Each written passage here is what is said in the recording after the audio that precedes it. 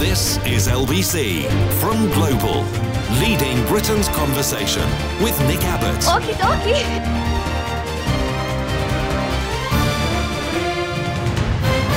Well, let's get back to it. Never go to anywhere with a strict dress code. Never, never, never, never, never. No. Britain recorded its hottest day of the year for the third day in a row, with temperatures soaring to 93 Fahrenheit, and it could even be the warmest June day on record, as in ever. This suspiciously keen text has just come in. Dave and Carol says, hello, we've left London to go for a holiday in Glasgow. Is the weather going to be nice? Well, let me think about that. No. 93 Fahrenheit in the south of England today, and if there are any enemies of the people listening who insist on European surrender centigrade, then, oh, all right then, I'm going to do mental arithmetic on the radio. Oh, no. 93 Fahrenheit, to get from Fahrenheit to centigrade, you double it and add 32. Any fool know that. So 93 times 2 is... let me see, 206, and 206 plus 32 is 258. Wow, 258 degrees centigrade today. Can you believe that? No. Lidos across London were packed early this morning as swimmers enjoyed peeing in large bodies of water. Disgusting. People in the capital were pictured eating ice creams as early as 10 a.m. That's the morning. Police patrolled beaches in South Wales in plain clothes in a bid to spot concerning or predatory behaviour. What? What does that mean? Racegoers drank water as they waited to enter Ascot. Booze. And a bus burst into flames in Streatham. This is known as NFS, or normal for Streatham. I was going through Streatham just the other night. You know, whenever you go through Streatham... Warning! You want to grip the steering wheel just a little bit harder. You want to roll your windows up because anything could happen in the next 2 seconds when you're going through Streatham. Last weekend, I was driving back from home, minding my own affairs. And it looked like somebody just thrown rubbish in the road up ahead. You know, it was dark and I wasn't... Yeah, I was, driving along, not really expecting very much, but trying desperately to get out of Streatham as quickly as possible, while while maintaining my speed under the prescribed limit. You're welcome. Thank you. And there was this pile of something in the road up ahead, and I thought, well, I'd better not run over it because you never know what's in it, right? It could be a bag of nails. And so I swerved around it and realised that it wasn't a bag of rubbish; it was an actual person who was lying flat out in the middle of the road. Not long ways, like across the road. So you would have to actually go to the other side of the road into oncoming traffic in order to avoid him. And he was just lying there, minding his own, minding his business, just having a relax. And so everybody except me, of course, just drove by. Muggins here stopped in order to perhaps do the right thing. I mean, the person that was tailgating me all the way through Streatham, the moron behind me, he stopped behind me because he was so close that it was difficult for him to swerve around. One of those people.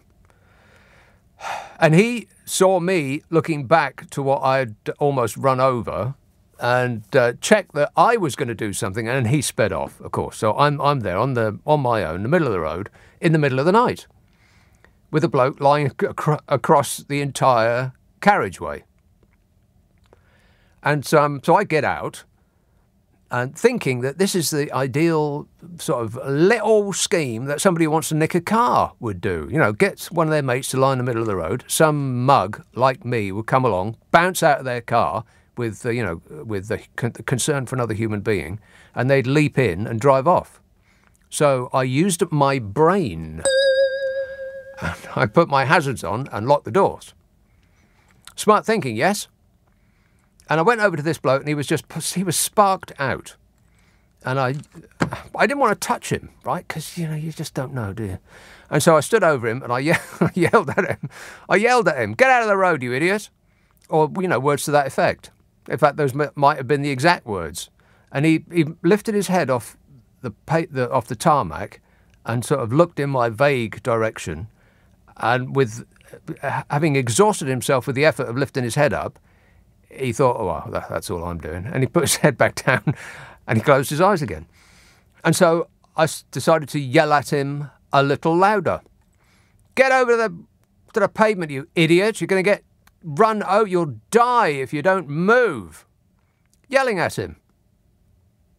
And he eventually did. He sort of, I think the "you'll die if you don't move" line triggered to something inside what was left of his brain cells, and he decided to pull himself over to the curb and then try and get up on the pavement. But, the pavement was about 6 inches high, and he couldn't manage it.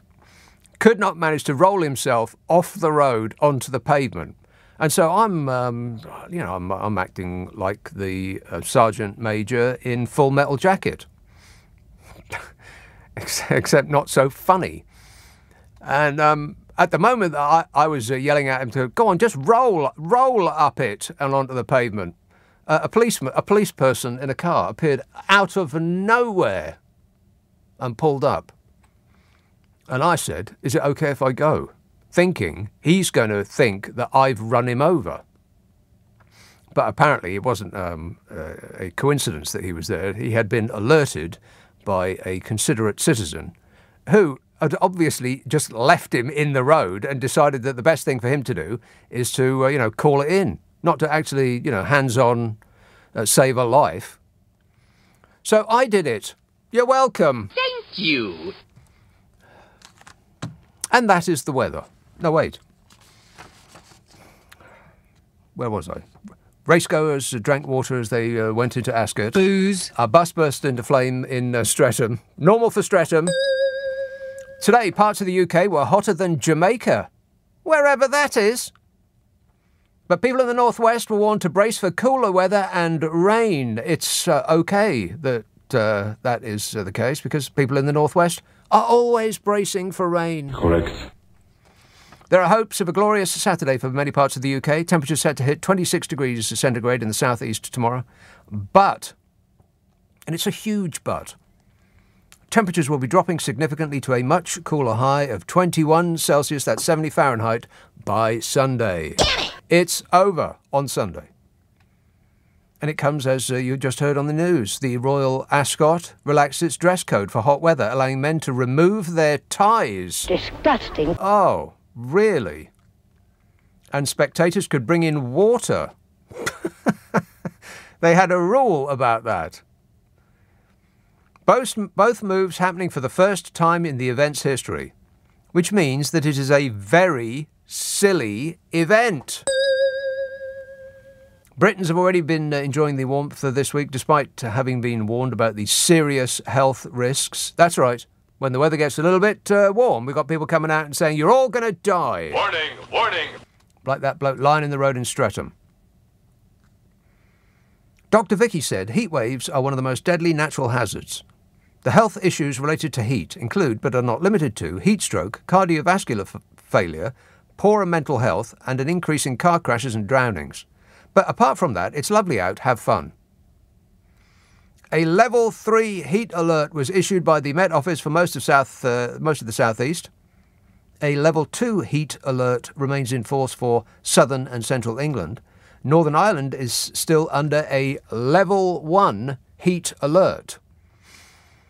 And that means... Emergency, everybody to get from street. Emergency, everybody to get from street. Commenting on the prospect of people going outside and enjoying some nice weather, the head of Extreme Events and Health Protection at the UK Health Security Agency said, and I quote, "The hot weather has been prompted in part by a natural build-up of heat in the UK, which is good, patriotic British air. But sadly it's been mixed in with Romaniac, lefty European second-hand air that French people have been using." Dreadful. Met Office spokesmodel Graham said, "We've got warmer air being brought up from the south of Europe, where there has been a major heat incident, particularly in Iberia. So that's leading to a sort of crescendo," they said. They said the heat will be peaking significantly today, when the country will widely see 30°C or more, except for you-know-where, because of the cold front moving in from the northwest. And I will check on that while you wait. But I'm expecting it's going to be raining tonight and raining tomorrow and raining next week and the week after and every day for the rest of your lives. One moment, please. What? Wow. Oh, I've never seen that before. There must be something wrong with this phone. For it says that Glasgow is not raining at the moment, not raining tomorrow, not raining on Sunday, not raining on Monday or Tuesday or Wednesday or Thursday or Friday or next Saturday or next Sunday or Monday. But then on Tuesday the 28th, normal service is resumed. You're going to get wet. Do you want to hear the long-range weather forecast for the next 4 weeks? No. Tonight, southern areas dry and sultry, much cooler to the north with showers. Saturday, dry, hot in the far south with hazy sunshine. Cooler in the northwest, cloudy, outbreaks of thunder, lightning, very, very frightening. Rock and roll! Outlook for Sunday to Tuesday, rain and sunny spells. Then, the next 2 weeks till the end of the month. Oh, no. It's slipping through our fingers. The end of June is in 2 weeks. Most areas dry, occasional bright spells, some sunshine, a risk of showers, thundery at times, cloudy in the south, longer spells of rain in the north, slightly warmer temperatures towards the end of June in the south and the east. That's this month. And then the first 2 weeks of July. And that is proper full-on summer, people. We either get it now or it's not going to come at all. So fingers crossed. Good luck, everybody. First 2 weeks of July. Settled. Tending to become drier, except in the north and west. Temperatures are likely to be near to or above normal, with some very warm spells possible. Temperatures are likely to be near to or above normal, with some very warm spells possible. We'll take it. 0345 6060 973. Text 84850. Email nicka@lbc.co.uk. If you're on Twitter, it's @LBC. Friday, Saturday, Sunday night at 10. Nick Abbott, LBC. This is LBC with Nick Abbott. Call 0345 6060 973. Tweet @LBC. Text 84850. Oh, hello. 0345 6060 973. Sue in Swanage says, the only place to be today was by the sea in Swanage. It was such a lovely day, not too hot, with a sea breeze. I enjoyed a walk along the beach, a paddle and an ice cream, says Sue. Well, I don't know. I wouldn't go into the sea in Swanage, Sue. Don't forget that Swanage is an anagram of sewage. That's just a fact. Tom says, regarding Johnson, somebody needs to tell Zelensky he's not the Messiah, he's a very naughty boy. Wow, he really did not want to go to the Red Wall, did he? Doncaster? Bodger did not want to go to Doncaster, did you, Bodge? Not even in a car, not even in a plane. We could have helicoptered you over there. We could have slung you underneath the helicopter like one of them stranded cows. We could have plopped you right down there on the stage. But no, he didn't want to go anywhere near it. So he ran away, which seems to be his thing. Yeah. Wait a minute. Running away seems to be his thing. It's his favourite thing to do. And this time he ran away from the necessity of going to Doncaster. He ran all the way to Ukraine, where people actually like him. As opposed to... Well, he didn't want to go to Doncaster because, he was concerned that the people there might love him too much. Hip hip. Boo! That sort of thing. So we went to Ukraine. Talk about desperate. Against traffic, he went to Ukraine. People, hordes of people, millions of people flooding in the other direction, and he's battling to get there just to get some FaceTime and photographs with somebody who actually likes him or is pretending to like him in order to get more bullets. Mike tweets, Zelensky cannot possibly be that chummy with Bodge. He can't. He's not that dumb. Mike tweets, it's a shame the Ukrainians can't vote in the English by-elections. Bodger would romp home. Well, maybe that's what he's there to do. To organise that. Make it happen. The Sopranos would make it happen. Absolutely. 0345 6060 973. Let's have this suspiciously keen caller in Hornchurch is Hector. Hector. Oh, good evening, sir. It's a wonderful honour to talk to you. Is it? Yeah. I doubt it. It really is. Well, I seriously doubt it, but go ahead. Well, I'm impressed the way you mix comedy with what's really going on in the world. Rather like Alan Freeman used to mix classical music with heavy rock music. Oh, Alan Freeman. Rock and roll! Yeah, miss him well, not every day exactly, but I don't think of him every day. But when I think about what radio show I would listen to at any given moment, it would be Kenny Everett, Alan Freeman. Oh, yeah. Oh, absolutely, yeah, the masters. But why I called in tonight is, I'm at an age now where I kind of look upon the majority of the population as children. How old? And I'm nearly 70. 70 years old. And I've had a good life. I really have. I've sailed oceans and I've climbed mountains and I thought I was invincible. Have you climbed every mountain? Not every mountain, but I've sailed most of the sea. Yes. But, I can't believe that a bunch of mediocre non-entities are going to drag me, after the life I've had, into a nuclear holocaust. And when I look around and see all these lovely children, like today, they're all out over Hyde Park, and I was out with my daughter and we was feeding the geese. And No. What were you feeding the geese? Just bits of corn. Corn? Yeah. Corn? And, what corn? Well, corn. What do you mean, corn? Corn that grows in Ukraine. Ukrainian corn? No, you weren't. What were you feeding the geese? Just bits of sandwich, really. Oh, my dog. Bits of sandwich? No. Which part of a duck's diet is bread? Where in the natural world do ducks find bread? Yeah. Yeah, exactly. Guilty. Never mind about nuclear holocaust. Talking about ducks' digestive system here. Hang your head in shame. Do not feed ducks bread. Crying out loud. I bet there was a sign right in front of you that says, do not feed the ducks. I bet there was. I can't speak to him for another moment. I'm so upset. 0345 6060 973. I was in Kew Gardens just the other day.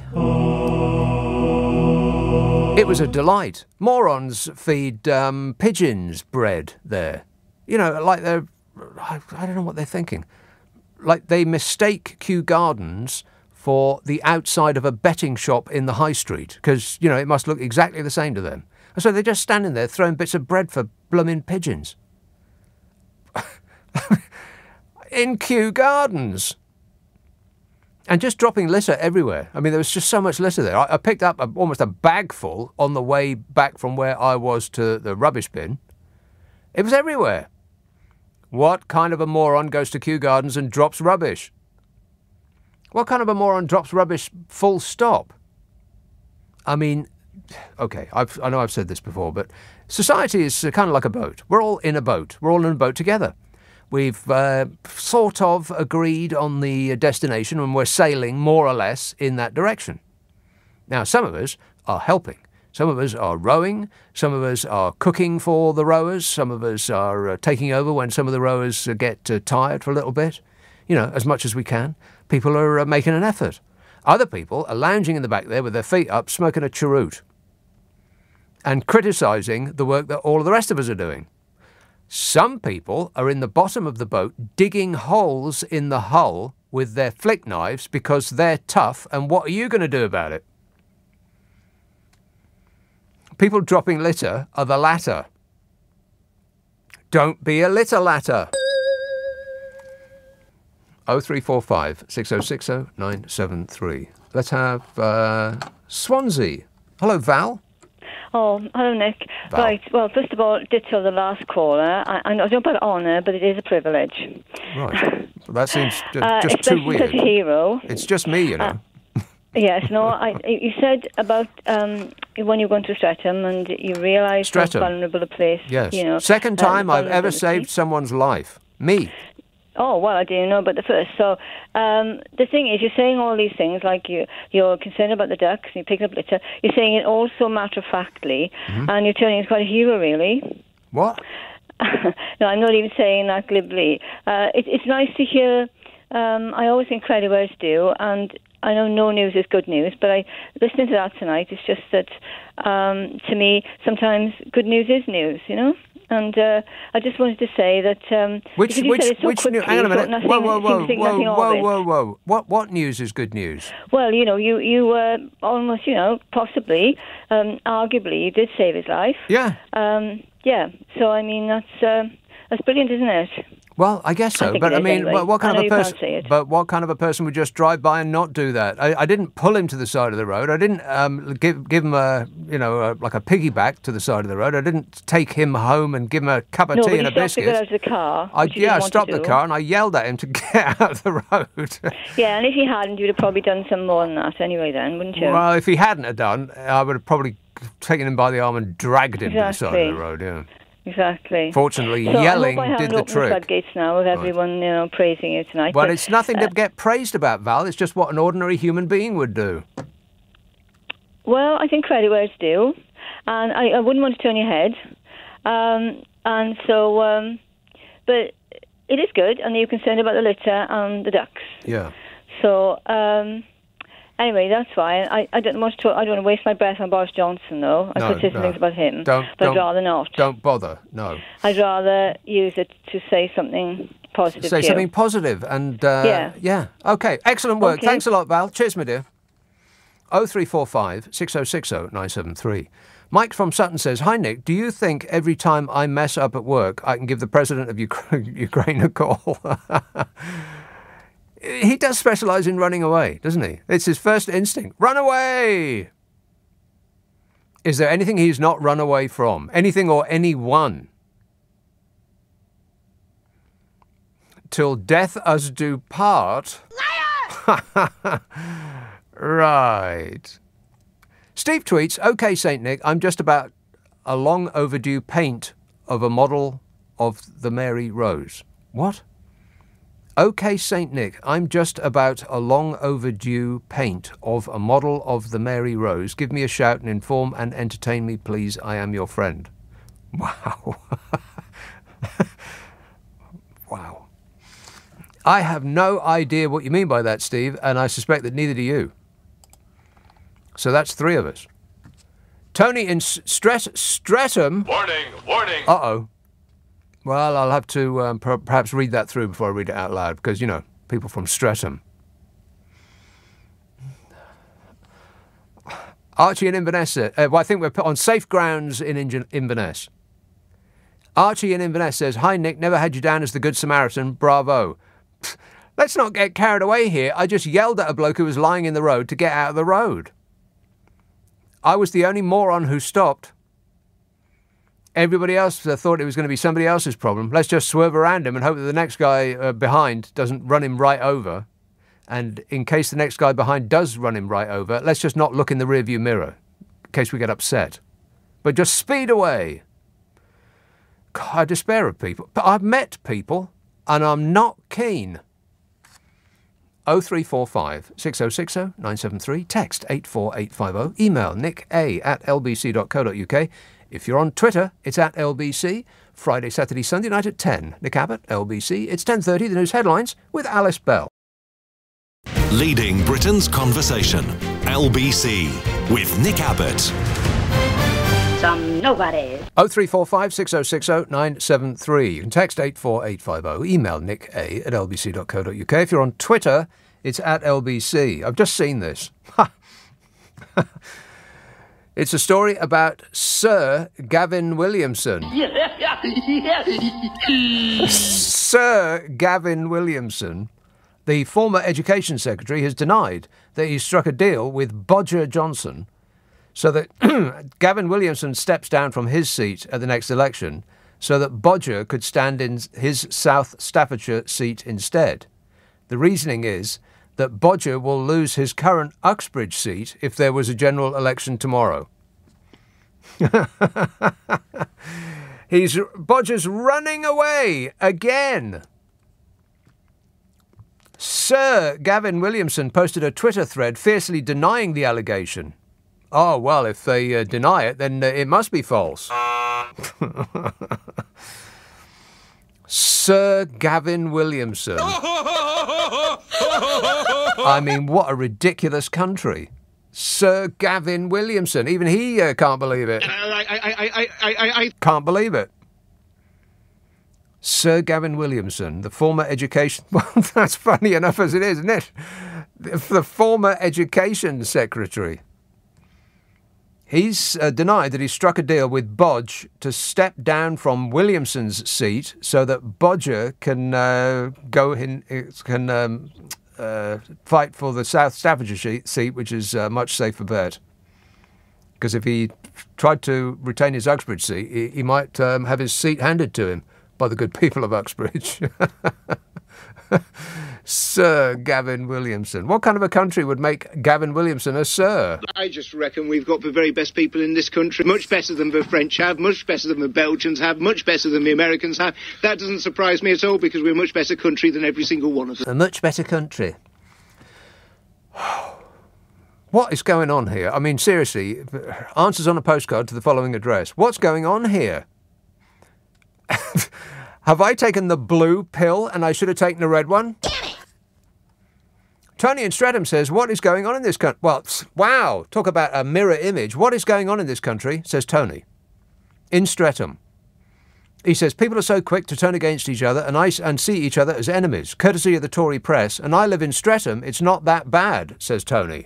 No, Tony, it is that bad. You are just inured to its badness. You have become used to it. Resist. Let's have a call in Nottingham. Richard. Evening, big man. Yes, Richard. How are you? Great, mate. I woke up in the middle of the night and I put LBC on and Steve Allen was on. You're woke? I awoke. You are woke? No, I awoke. You're woke? Yes. Enemy of the people? And Steve Allen bought some chocolates in this week, apparently. Well, where are they? Somebody sent him a text saying, Red brought him in tonight. You know who's on tonight, don't you? Nick Abbott. He went, oh, yeah, old Mr. Misery. Steve Allen called me Mr. Misery. Good one, Steve. I'm sticking up for Ed Bodger on this one. I've been to Doncaster and given the choice, I've got to you, please. Right. OK.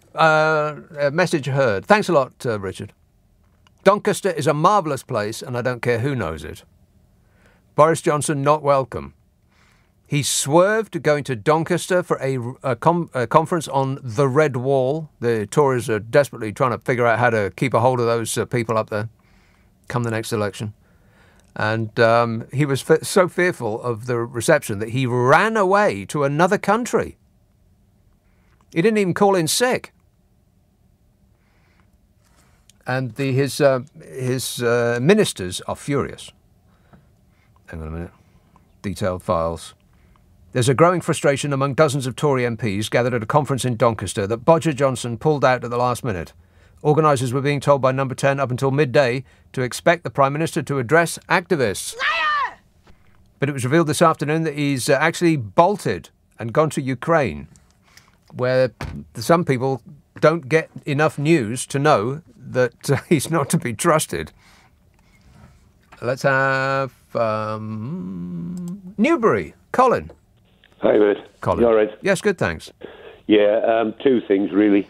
You were right about the birds. I run a bird organisation, and quite frankly, what happens is they feed them bread, and the bread gets stuck in their throat because there's gluten in the bread, and it chokes them to death. And as for Boris, well, Zelensky can keep him. Right. He could use him as a shield. Well, he's give them so many, promised them so much money and bullets and everything. He's done more in Ukraine than he has for his own people here in the UK. He's an idiot, and that's an underestimation. Right. But apart from that, how do you feel about him? Well, Boris Johnson, well, I didn't vote for him anyway because I knew what he was like when I was saying. So it's not your fault? Well, it's not. It's the fault of the people who voted for the idiot. OK. And you know what to say? What? You get the politicians you deserve. You deserve, yeah. What have we done to deserve this, Colin? Nothing. Yeah, it must. Well, maybe it must have been something. It must have been really bad, like something we did when we were asleep. I would like to apologise for everything I've done to deserve this. I am very sorry that I screwed up. Totally screwed up. I mean, I am so sorry. You don't know how sorry I am. I'm sorry. I'm very apologetic. Thanks a lot, Colin. He's a bird expert. Don't feed bread to birds. Birds don't find bread in the natural environment. Oddly, bread doesn't exist in the natural environment. They can't digest it. It blows up in their stomachs and it kills them. Dead. 0345. But you can't tell people that. And if you do try to tell people that, they go purple-faced berserk. Have you ever tried to tell someone that feeding the ducks is not... Even if you tell them in front of a sign that says, do not feed the ducks, they still go berserk. I swear, from now on, I'm only speaking to people that are passed out in the road. Mike from Sutton says, well done, Nick. You got away with that. No one thinks you were speeding through Streatham now.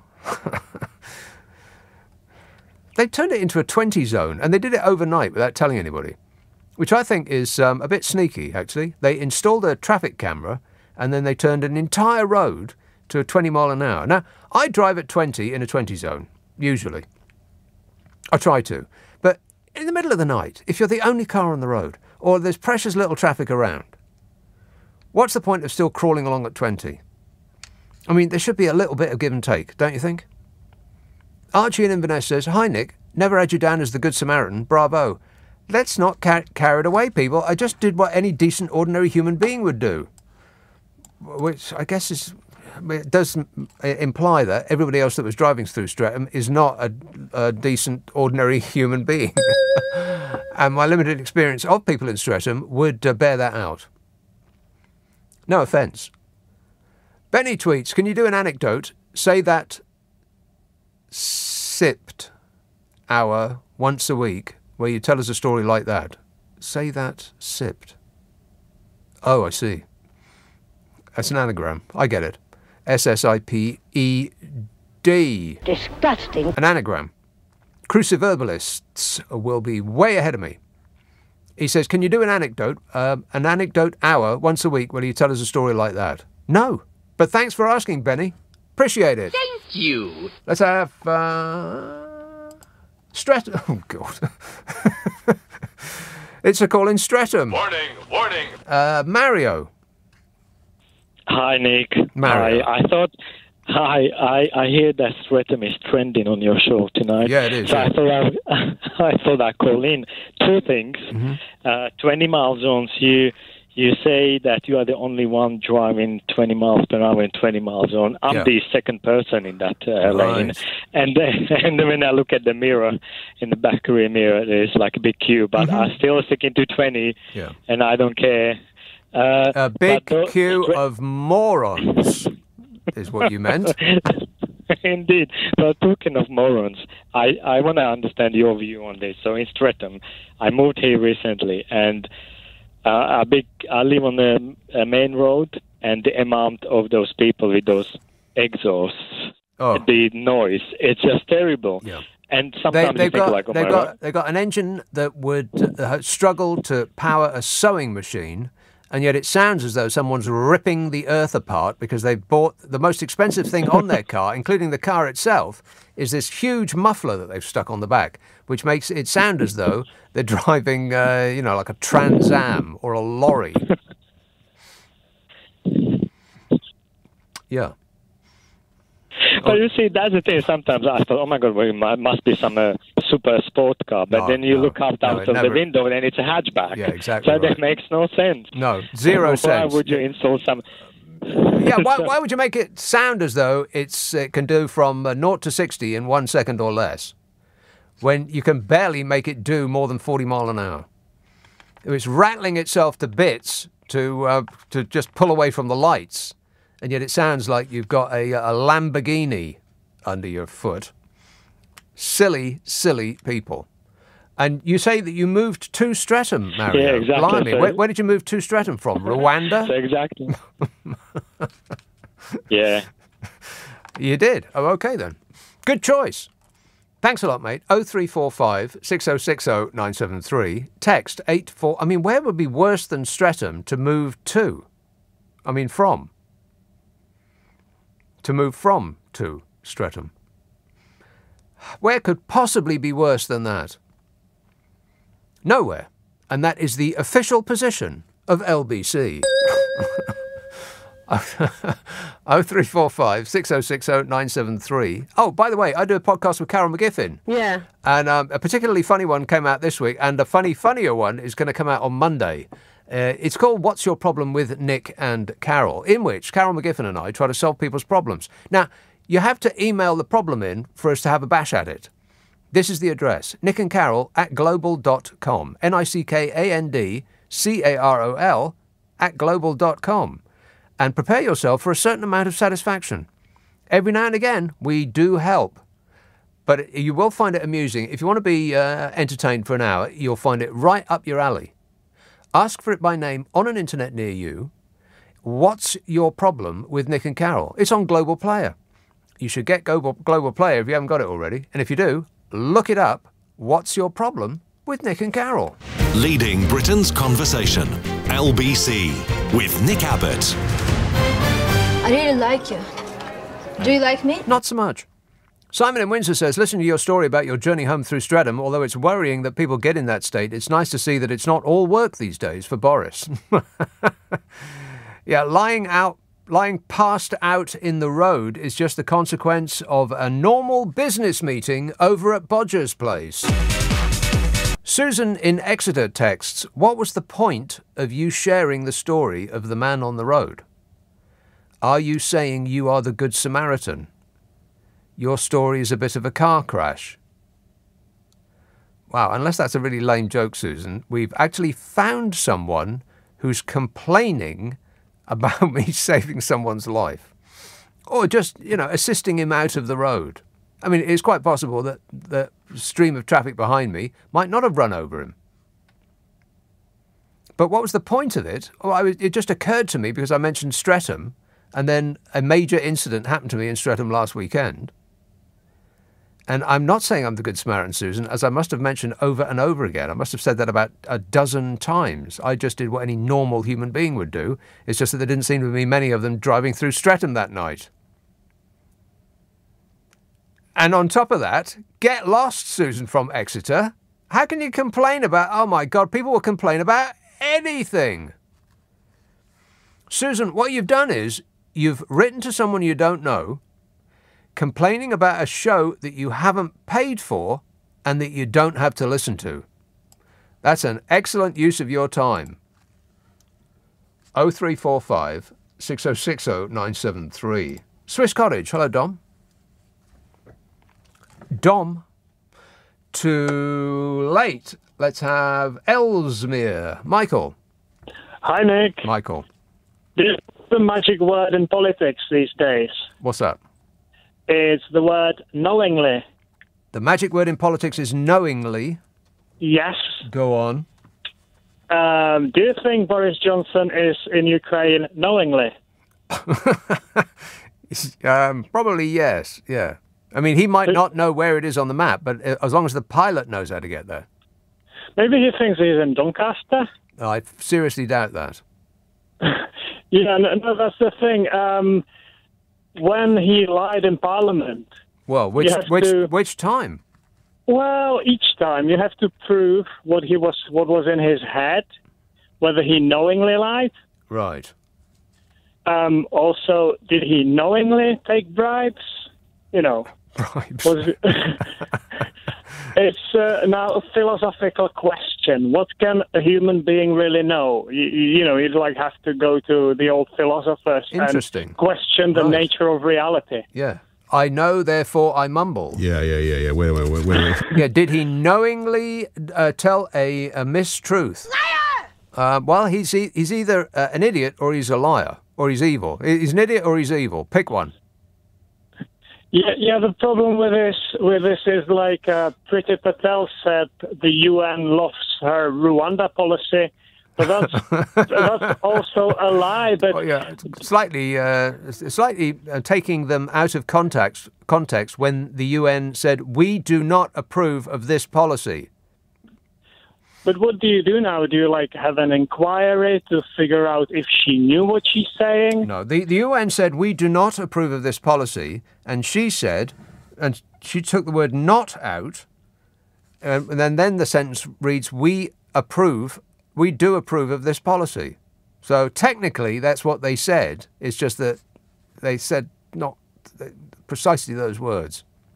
It's like when you lift a quote for a theatre review and you stick it on the outside.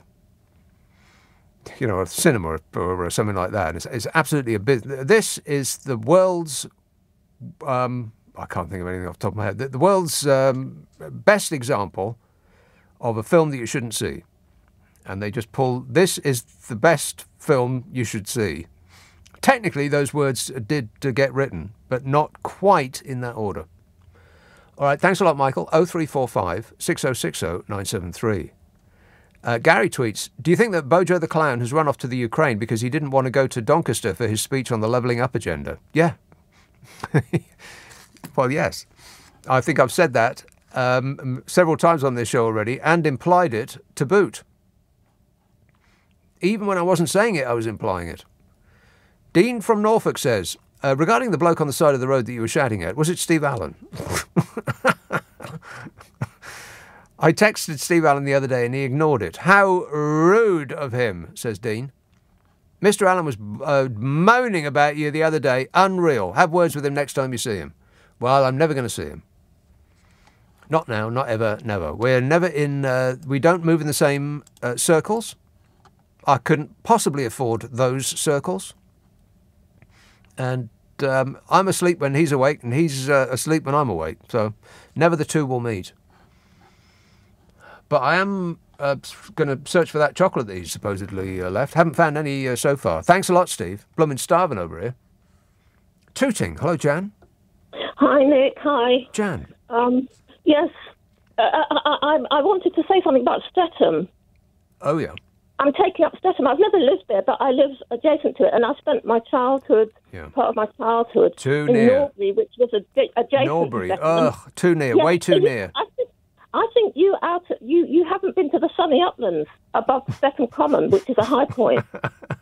And there's a rookery garden there. It's really beautiful. You get panoramic views. But hang on a minute. Hang on. Whoa. Panoramic views of what? Streatham?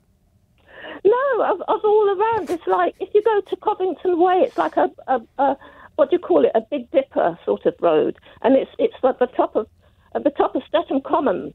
It's a high point.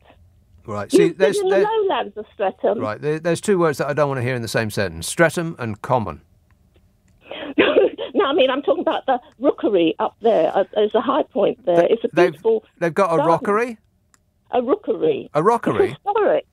It's got one of the oldest springs they had up there. Oh, well, in that case, I'm not interested. An old swing. That's what you're recommending? An old swing? No, spring. They had a spring. Spring. Water. Right. No, but I mean, where were you when this man laid in the road? I was in the road. No, but where? On the uplands? Standing over him, yelling at him. Get out of the road, you moron. On the main road? Yes, it was. Was it on the main road? Yes, it was the main road. That's what I mean. You're in the lowlands. You need to go into the uplands. It's different. I'm just going to, whenever I accidentally go through Streatham, I'm just going to floor it and try to get out of it, out of the Streatham area as soon as possible. Is that okay with you? Well, no, you see, the thing is, and I'll share. Can I share something with you about laying in the road? Oh, because you're bringing up some childhood memories to me about areas. There was a boy in a primary school I was at who was dared to lay in the road, and he did it. Yeah. He was like constantly. He was a new boy in the school, and he was like constantly like on jumping around, like trying to escape bullets or being, things. He was constantly being teased, and he was there to lay in the road, and he did it. He was being teased by people shooting at him. Is that what you say? He was dodging bullets. That sounds like Streatham to me. It sounds like it was like he was dodging bullets. I mean, he was being teased and bullied, and he was there to lay in the road, and he did it. He probably wanted to be liked, and he did it. He wanted attention. That was the last day at the school. Right. We never saw him again. Now, wait a minute. You by never saw him again, you mean that he got up and walked away, never to return, or his next visit was the mortuary? He was taken out of the school. Right. He must have been taken out of the school because everyone knew that he had been dared to lay in the road. Yeah, and he did it. And he did it. That seems a bit extreme to expel someone for lying in the road on a dare. No, he wasn't expelled. I think his parents took him out. Oh, right. Bad influence. He was new, and he was got to get him as far away as possible new. from that Jan, probably. I was new there, but I was well-behaved kid. Well, so you say. I don't know. It sounds like your whole story is falling apart. I think you should go and see The Head. Sounds like you need some punishment, Jan. And I mean that in a caring way. 0345 6060 973. Text 84850. Email nick@lbc.co.uk. And if you're on Twitter, it's @LBC. Has this show started yet? God, this show's going to be great when it begins.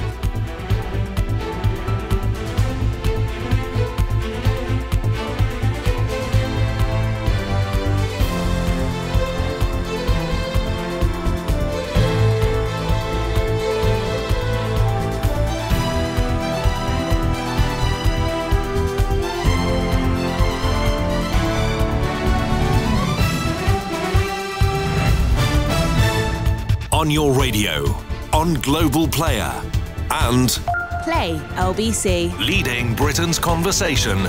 This is LBC.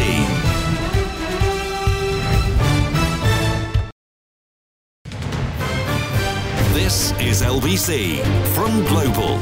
Leading Britain's conversation with Nick Abbot. Everything is going extremely well. Are you trying to tell me that this is your act? Shocking, isn't it? 0345 6060 973. Let's have Brighton. Hello, John. Hello, is that me? Yes, John. No, I missed that. Didn't you say town? Yes, John. John. Yeah, I Nick, was in Brighton just this week. What a delight. Were you? Again? Not under the pier again. It's only an hour away. No, I didn't go anywhere near the pier this time around. I thought I'd do something else. All right. And you must have gone through Streatham, yeah? No, I did not. I went by train. All right. No, because I always love driving from Brighton to North London through Streatham. It's always an experience. Well, yeah, you never know what's going to happen. Yeah. Through that wide road, you're sort of wonder what's going to happen along the way. Yeah, also, a few calls ago, you missed your sound effect for Boris Johnson. What is going on in his head? Yeah. You should have done your... Blah, blah, blah, blah, blah. Yeah. Wait a minute. That one. Or this? No, the other one. No, that's that one. Yeah. What was at the end? Also, what is going on in this country? You sort of got the rolling fast that is the Tory government and Boris Johnson. Mm-hmm. So you had the Rwandan deporting the people to Rwanda, the refugees or asylum seekers, and that's all fallen through. None of them... Well, it hasn't fallen through. See, I think you misunderstand the policy. The policy is to pick a fight and to allow the government to claim whining victimhood while pleasing their fans with some performative cruelty. That's the policy. It doesn't really matter whether it works or not. The plan is to get maximum publicity of the government being deliberately cruel to those who are less fortunate to their fans, which their fans love. It doesn't mean it doesn't have to work or not. It doesn't mean that one single person actually ends up in Rwanda, and nor does it matter how much money the government spends on pretending to make it happen. All that the government is actually wanting, what Bodger's plan is, to just make this another one of those fights that it can say, well, we'd give you what you want if it wasn't for the European Union being mean to us. That's the plan. But it seems to be that, if something doesn't work, we'll change the law or ignore the law. So this thing came out about leaving the European Court of Human Rights, which is ridiculous, obviously. I mean, we don't like it. It's we don't like human rights. So we'll just ignore it or leave it. Right. But go on. Yeah. And then we had this thing about the standards advisor. He's resigned. So Boris is going to, I don't know did he say he was going to review it himself or... Yeah, he's going to mark his own homework, because that's best. He can give himself an A+. His ethics advisor, the second ethics advisor in a row to say... Bye-bye. Bye-bye, that's it. I can't stand it anymore, I'm leaving. Yeah, so don't bother having the ethics advisor, I'll do it myself. Yeah. So, it's just... but it seems to be this policy now, we don't like it now, we're just going to ignore the law or we change the law. So... I've heard that he's doing his best, so I think we should give him a part. We should move on. Yeah. All right. Okay. Very, very disappointing. Thanks a lot, John. 0345 6060 973. Yeah, the Human Rights Act. My name's Dominic Raab, and I'm a Tory. I don't support the Human Rights Act, and I don't believe in economic and social rights. He doesn't believe My name's Dominic Raab, and I'm a Tory. Yeah, I believe you. Say it one more time. My name's Dominic Raab, and I'm a Tory. Yeah, I believe you. A new Bill of Rights designed to speed up the removal of channel migrants is expected to be unveiled next week. A new Bill of Rights. Dominic Raab confirmed yesterday that the legislation would include measures to effectively ignore injunctions from the European Court of Human Rights, because picking fights with only one international organisation at a time seems wasteful. He's going the whole hog. The new Bill of Rights will mean that you have no rights, but you still get the bill. And this is in answer to orders by judges based in Strasbourg, which were used to ground Tuesday night's inaugural flight to Rwanda, carrying some of the world's most desperate people. Ministers who claim that they are guided by their faith take the poor and the needy and throw them away, because that's what Jesus would do. What a bunch of phonies, guided by their faith. If there is a God, you're all on his to smite list, and time's on his side. The House of Lords are expected to block reforms to the Human Rights Act. Members of the Lord, and which is probably the reason why they're all being shipped up to, Stoke? I'll get to that in a while as well. God, the stuff that's going on in this country. I would say it's a slow-moving coup, but there's nothing slow-moving about it. Members of the Lord said it was likely to face lots of opposition, despite it being a government manifesto commitment. Oh, a government manifesto commitment. Really? Is that the same manifesto that promised no more negotiations over the Brexit deal? Is that the Tory manifesto in which they said they wouldn't raise national insurance? Is it the same one in which they said that pensions would have a triple lock and rise by inflation, wage growth, or 2.5%, whichever was the highest?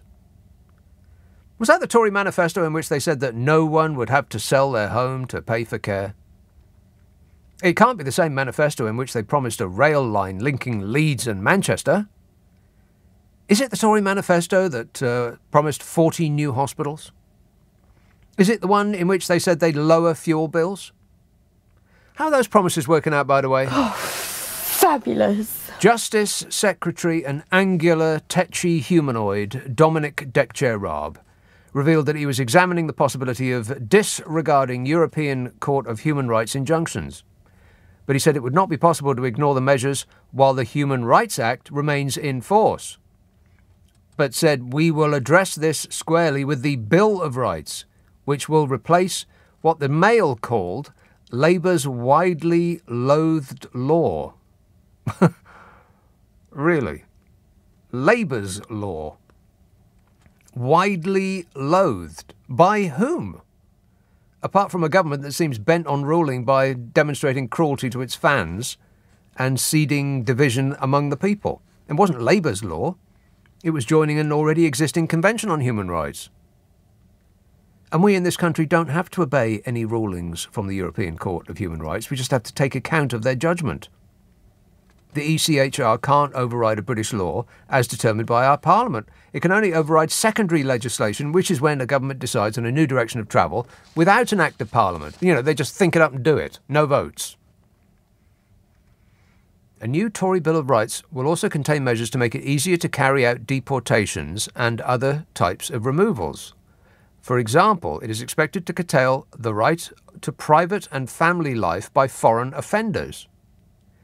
But offenders can mean anyone who has arrived here without getting permission beforehand, which is a cute catch-22 because the government have made it impossible to arrive here legally for someone fleeing a war zone or persecution.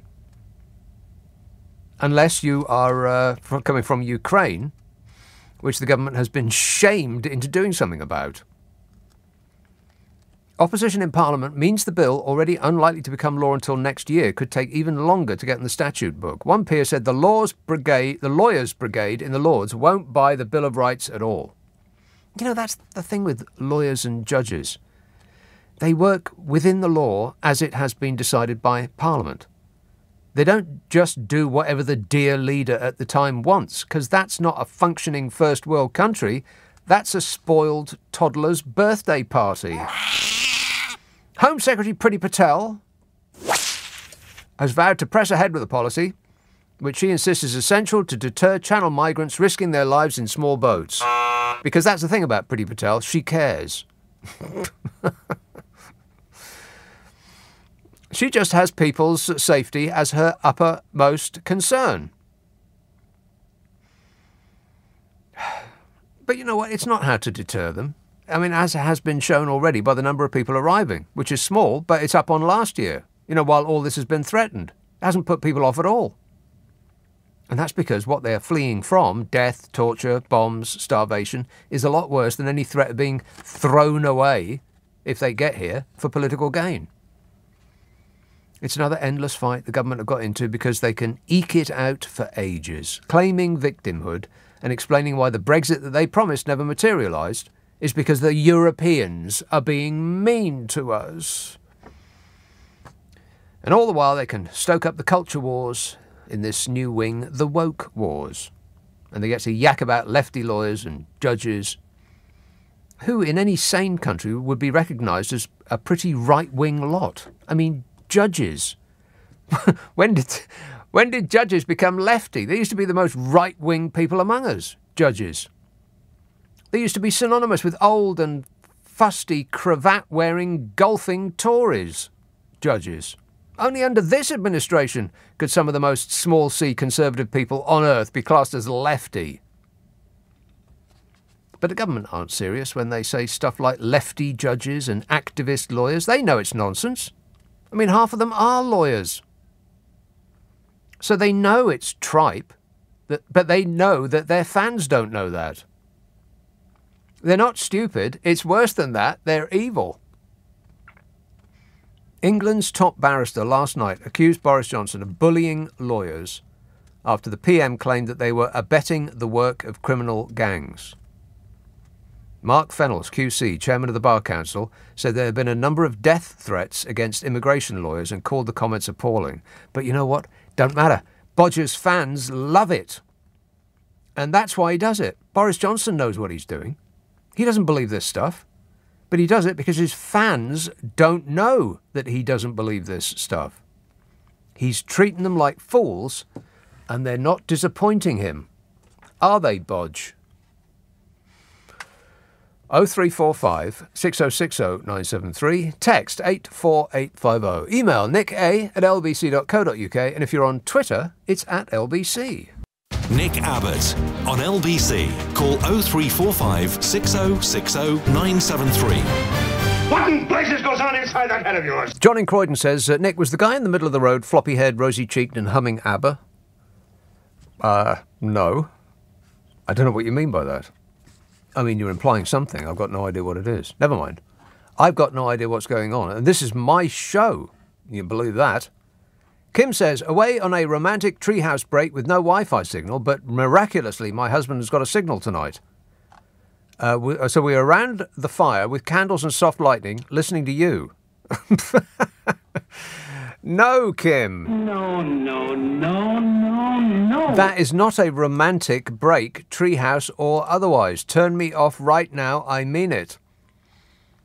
Nikki texts, "Hi Nick, any thoughts on Kim Kardashian completely ruining the £4.8 million Marilyn Monroe Happy Birthday Mr. President dress that appears to show significant buckling, ripping, and even the loss of some of the crystals sewn onto the dress that she wore at the Met Gala? Why? History is ruined." I've got no idea.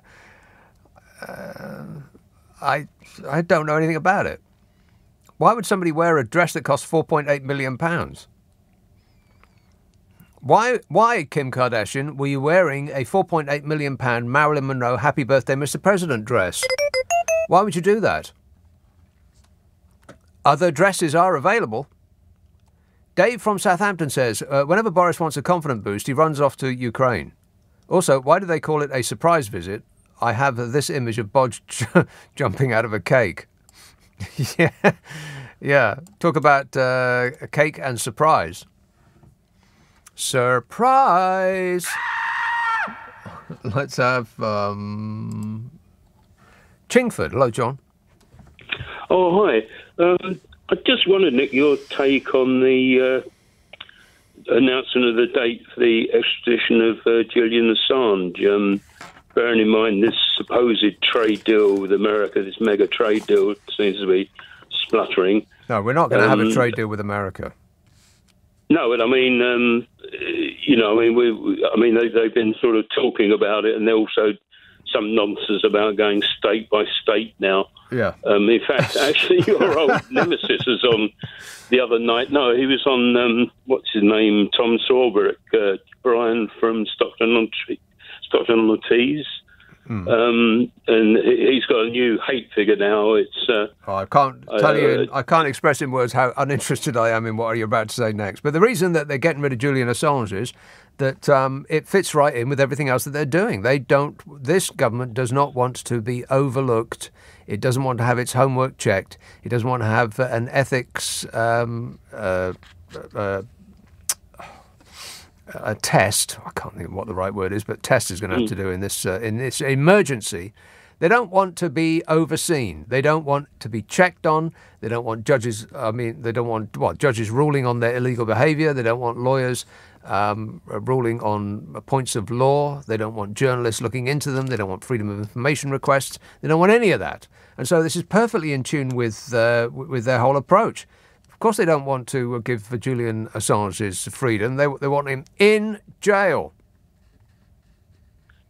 Yeah, but don't you think also, I don't think Mr. Biden can be very happy about, although don't renege on the Northern Ireland Agreement, so that's another kind of... We're not getting a trade deal with America. Well, I know you don't want to talk about him, but Brian at Stockton-on-Tees, I know it's hilarious. For crying out loud, I'm not remotely interested in him or anybody else that was on anybody else's show. I'm doing this show. Simon says, Whistling in the Dark by Andy Williams. What a beautiful song in Wales. Song in Wales. No idea what that's about. But at least it was brief. Mark says, when you say "is it" to various things, are you channeling your inner Basil Fawlty? Yes. Yeah, that's one of the things I do without thinking about it. Yeah, is it? Yeah, that's Basil Fawlty. Or it's just John Cleese in general. And I find myself doing so many of those things. I'm like my own soundboard. Yes. And I hear this stuff everywhere. Yeah, I do all sorts of things like that. And I don't notice I'm doing it until I'm, pulled up by someone such as yourself. Annoying. Is it? Christian text, hello Nick, I'm on the outskirts of Glasgow at 10:15 p.m, still daylight, lots of pink in the sky, big hugs, pink in the sky. Roger says, Steve Allen said he would leave some treats for you. Have you found them yet? No, I haven't. There are no treats. We're treat free here. Thanks a lot, Steve. Ian in Somerset. By the way, have you used those inline skates I bought you to commute in? Park the Bentley at home, save the planet, Steve. Commute in on your inline skates. I bought them. Has he used them yet? No, he hasn't.